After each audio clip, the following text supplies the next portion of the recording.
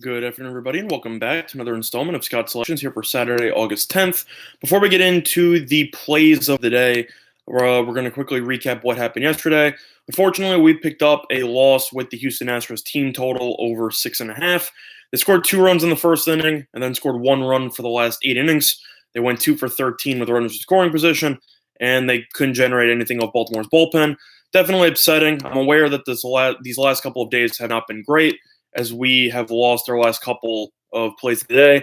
However, I do believe that we will bounce back today, as I'm looking at a very deep sports card, and I believe I found 2 games that should provide us with some value. So the first play of the day will be on the 49ers versus the Dallas Cowboys, which is going to be taking place at roughly 9 o'clock Eastern Time. And in terms of this game, we like the San Francisco 49ers to get the job done at -4.5, which is available at -106 at BetOnline. Now, typically, in terms of preseason betting, you should not lay this big of a spread. However, I really believe that it is warranted, as I think that the 49ers will simply care more about this game than the Cowboys will.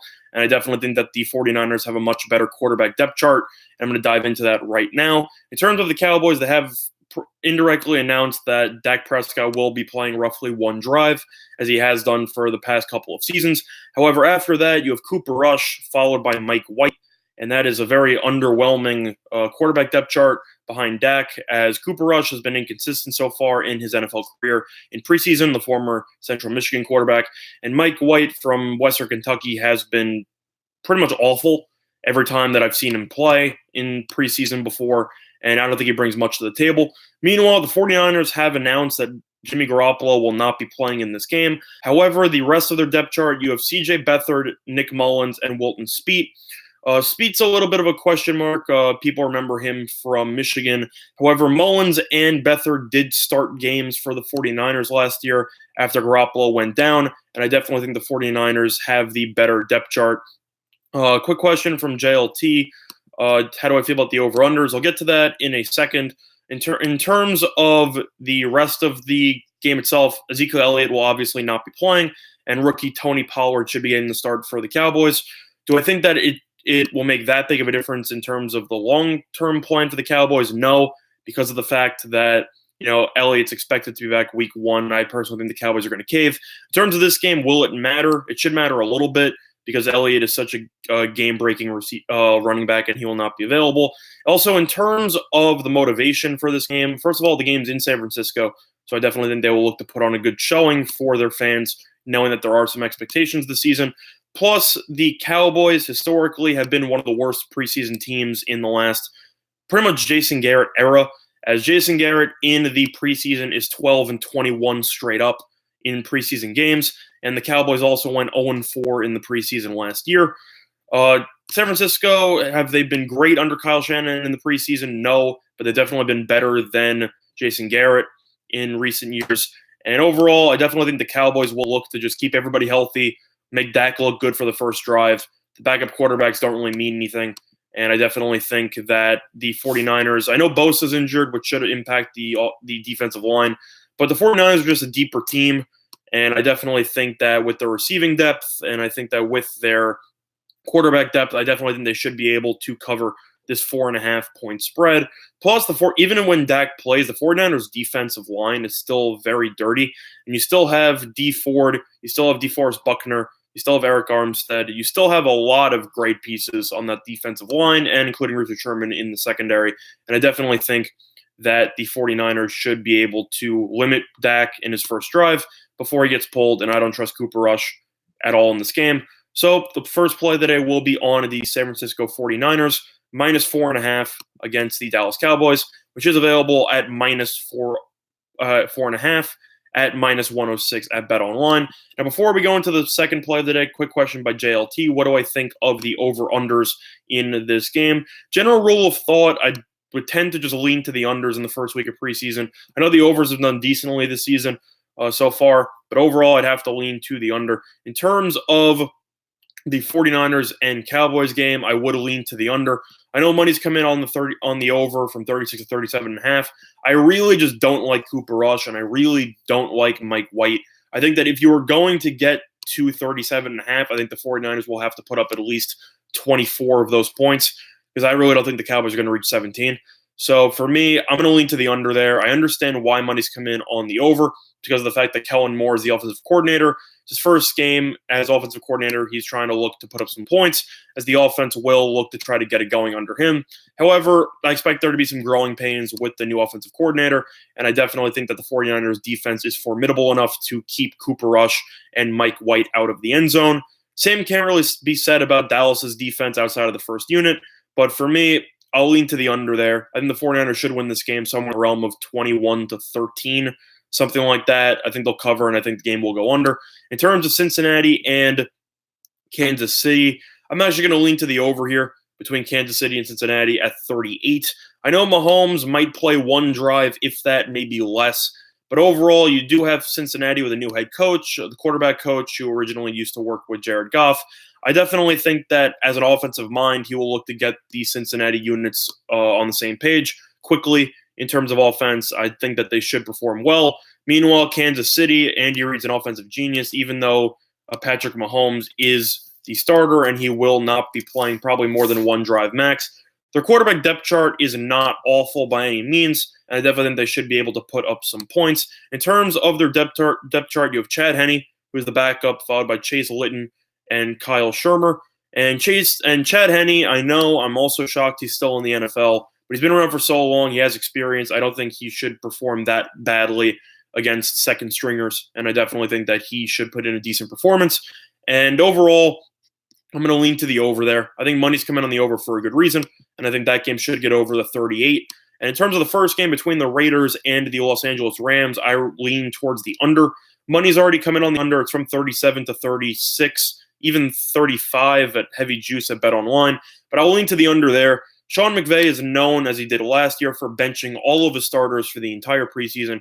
Jared Goff will not play. Todd Gurley will not play. I doubt Aaron Donald will even play. I think it's a waste. The Rams are content on just resting everybody, making sure they're healthy, and then going in for the kill in the regular season. Meanwhile, Oakland, I know they were on Hard Knocks and all that, and good for them. But overall, Antonio Brown, besides the really stupid retirement threat because of the fact that he can't wear his helmet that he's worn his entire career, he still can't play because of his feet. Derek Carr has looked pretty good in camp, but overall, you're talking about Mike Glennon and Nathan Peterman in the backup. I don't think that's bad by any means in terms of a preseason matchup. I don't really like Nathan Peterman. I don't think that needs to really be said. And Mike Glennon's been okay. I don't think he's that great. But in terms of the rest of the roster, not a big fan. I know that the Raiders suffered a serious injury to a key member of the offensive line in Gabe Jackson, who will be missing roughly 2 to 3 months. So that's a big deal. That's a big blow to the offensive line. And other than that, the 49ers receivers, not really that great without Antonio Brown. I think they'll struggle to create some separation. I do like Hunter Renfrow, but other than that, not really bringing much to the table. So for me, also to mention on the other side, you have the Rams. I said that Goff won't play. I think the Rams are going to mail it in. I think if this game's going to go over, the Raiders are going to have to score at least 24 points for this to go over. I think the Rams are going to be held to roughly 10 points. I'll lean to the under on that one. In terms of the second play of the day, though, I did say I was going to be giving out 2 plays of the day. I did like some things that weren't available. I was thinking about taking the under in Seattle team total, but that is not available at this point in time. So I will be leaning to the Mets on the full game money line, which is available at minus 118 at Heritage. Mets had a thrilling come from behind win yesterday, as Sean Doolittle proves why he shouldn't be a closer in baseball, as he blew a 3-run lead in the ninth as the Mets scored 4 runs, and they continue to roll as they are actually tied for a playoff spot at this point in time.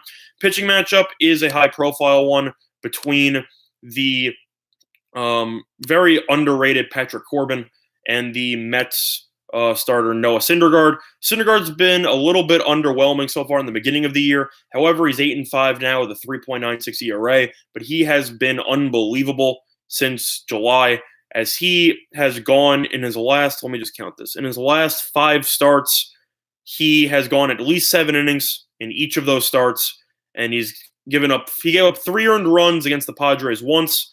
Everything else other than that is 2 runs or less combined. So overall, Syndergaard's been dialed in. He's given up 3 earned runs or less in each of his last 5 starts. And Corbin, I know he's been solid this season. He has actually been terrible on the road.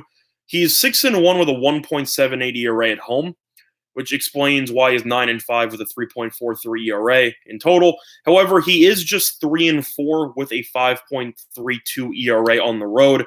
Plus, after the Mets they've been rolling lately, after such a thrilling come-from-behind win in this one, they definitely could use the extra game on the Nationals, as the Nationals are currently in possession of the first wildcard spot.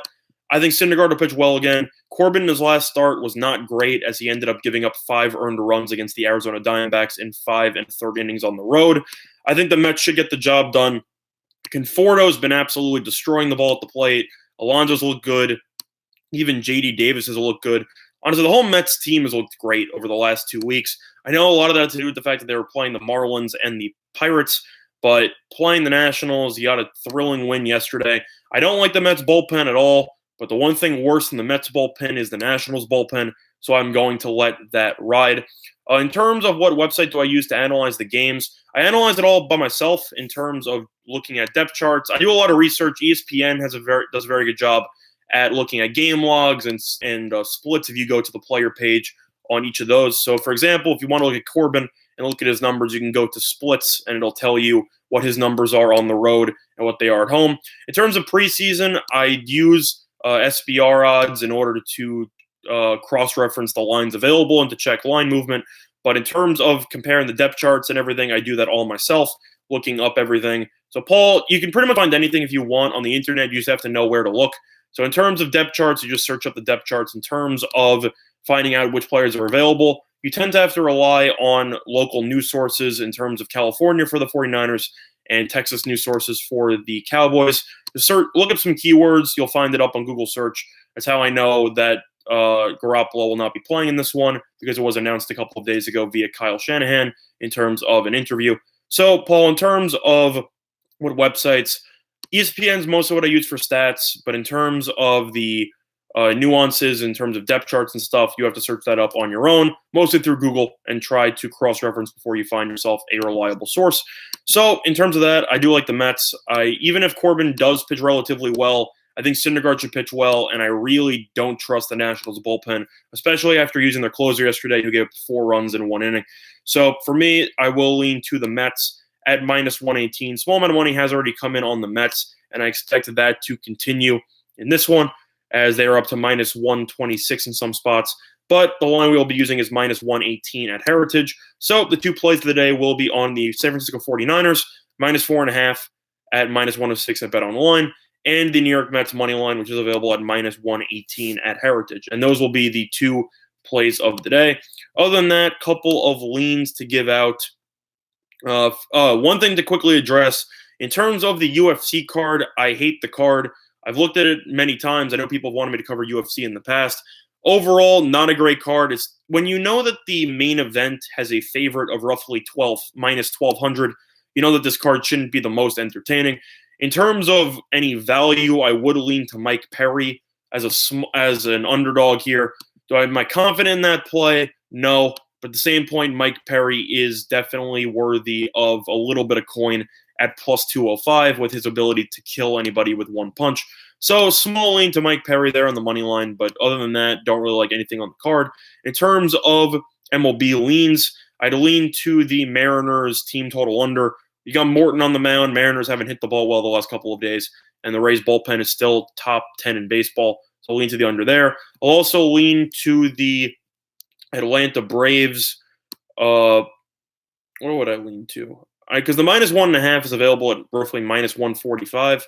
Not really a big fan of that one. I will lean to the Braves -2.5, though, on the full game. Soroka's been fantastic on the road this season, and Alcantara has been okay. The Braves are actually 14-3 in their 17 games against the Marlins this season. I think that trend will continue. Acuna had 2 home runs yesterday. I think that they will continue to roll. And in terms of my other lean, I will lean to the Red Sox team total over here. Heaney's number against the Red Sox is absolutely terrible, and the Angels blew a 3-0 lead in the first inning yesterday and lost by 12 runs. That's very impressive to go on a 15-run swing after the top of the first inning. Very impressive stuff by the Angels with how inept they've been over the last week. And with Porcello, he has gotten a lot of run support this season. Lean to the Red Sox, get the job done there. But the 2 play of the days will be on the San Francisco 49ers -4.5 and on the New York Mets money line, which is available at -118. Before we conclude today's video, quick reminder of our sponsor, PointsBet, online sportsbook in New Jersey. A couple of great deals for you. Up to 2 risk-free bets up to $1,000. So if you end up betting on sports and you lose, you simply get your money back. Once again, apologies for the last couple of plays of the day. I know that we've lost the last couple, and we try to strive to provide value. And unfortunately, there's not much value when you're losing. So, sorry, and we'll look to bounce back with some plays of the day today. And other than that, though, that's going to over this installment of Scott Selections here for Saturday, August 10th. Good luck to all of you and your respective bets today. Bye, everyone.